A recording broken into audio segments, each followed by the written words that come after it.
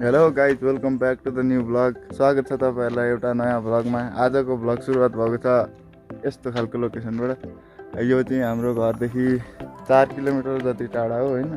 अनि यहाँनिर हामी चाहिँ अझै उतै हिँडेको। यहाँ चाहिँ यस्तो दामी बवाल ठाउँ रहेछ। अनि यहीँबाट सुरु गरिदिनु पर्यो भनेर यहीँबाट भ्लग सुरु गरेको। एकदम रमाइलो ठाउँ छ यहाँ चाहिँ। यस्ता चौताराहरू छ। यो डोक्कीले भन्ने ठाउँ हो। चौताराहरू छ तल, यस्तो दामी भ्यू देखिन्छ। तर यहाँ चौताराबाट खाएर सबै फोहोर फालेको रहेछ। यता पारी चाहिँ दामी देखिन्छ।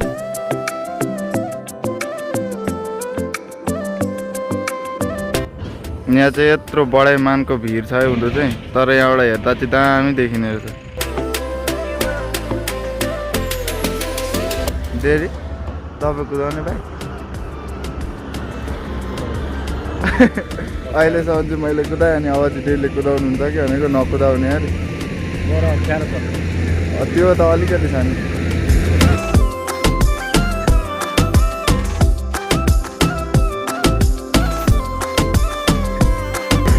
हात चाहिँ यस्तो ठिर्याउँछ नि बाइक कुदाउँदाखेरि, कक्रा कुक्रुक हुन्छ हात त। बाइक चाहिँ यहाँ छ हाम्रो। रेडी हुनुहुन्छ? कुदाउनु न तपाईँ। कुदाउने बाटो सबै भत्केर अहिले चाहिँ बिजोग छ, त्यही भएर डेलीले चाहिँ नकुदाउने अरे। मै कुदाउँछु। अब अलिक तल गएर भेट्नुपर्छ। हेलो गाइज, अहिले चाहिँ हामी यस्तो लोकेसनमा आइपुगिसक्यो है। हामी हिँड्दा हिँड्दा भर्खर आइपुगेको यहाँनिर। डेडी चाहिँ यहाँ हुनुहुन्छ, बाइक यहाँ छ। हामी चाहिँ यहाँनिर भारापा तल हिँडेको, तर अर्कै बाटो हिँडेको, पिच बाटो चाहिँ छोडेर। यहाँ चाहिँ यस्तो दामी लोकेसन रहेछ। यहाँ माथिबाट जो मेन हाइवे चाहिँ यहाँ माथिबाट तेर्सो जान्छ। हामी चाहिँ हाइवे छोडेर यता ओह्रालो लागेको सल्लाहगारीमा। सल्लेरी भन्छ यसलाई चाहिँ, सल्लेरी, भारापाको सल्लेरी भन्ने ठाउँ हो। यस्तो दामी छ सल्लाहगारी।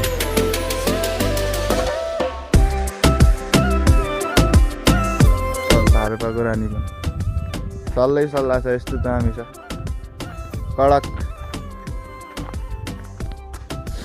आज अर्कै नयाँ बाटो हिँडेको। नयाँ बाटो पनि हिँड्नुपर्छ नि त कहिलेकाहीँ।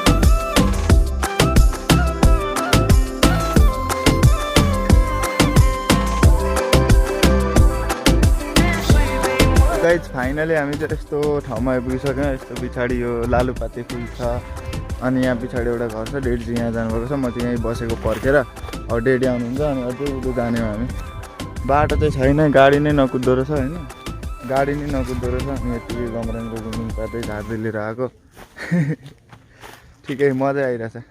गाइज हाम्रो पनि सब्सक्राइबर 350 प्लस भइसक्यो होइन। अब छिटो छिटो सब्सक्राइब गरिदिनु। यदि मेरो भिडियो तपाईँ भएको ठाउँमा आइपुग्यो अनि तपाईँले सब्सक्राइब गर्नुभएको छैन भने चाहिँ सब्सक्राइब गरिदिनु होइन। अहिले चाहिँ 500 छिटो छिटो पुऱ्याइदिनु होला।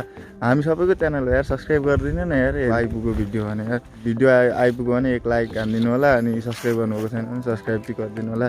प्लिज सब्सक्राइब चाहिँ गरिदिनु होला।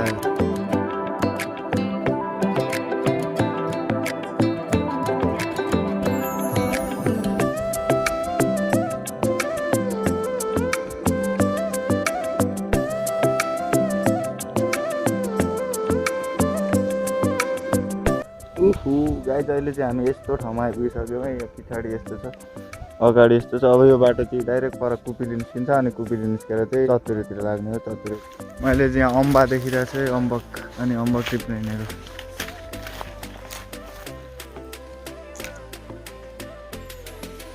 अझै मिठो। यो घर चाहिँ हाम्रो डेडीको ठुलो बाको घर हो। ठुलो बाको घर।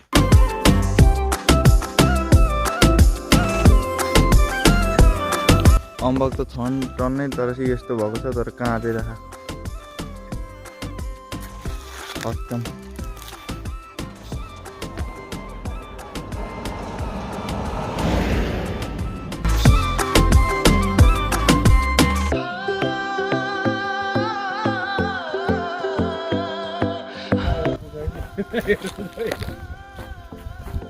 गाइज हामी चाहिँ अहिले आइपुगेका थियौँ यो यस्तो खालको लोकेसनमा। यहाँनिर यो चाहिँ खतरनाक ठाउँ हो। यहाँनिर यो भारापाको उकालो भन्छन् यसलाई होइन। भारापाको उकालो हो यो रोड चाहिँ। भारापाको उकालो रोड हो। कहाँदेखि? ए यहीँदेखि हो। ओहो, ट्रक लडेको ठाउँ चाहिँ यहीँनिर रहेछ। अस्ति भारतमा ऊ तल उयो छ पालहरू यहाँ तल छ टडक लड्दाखेरिको यहाँ देखिएन फोकस्ट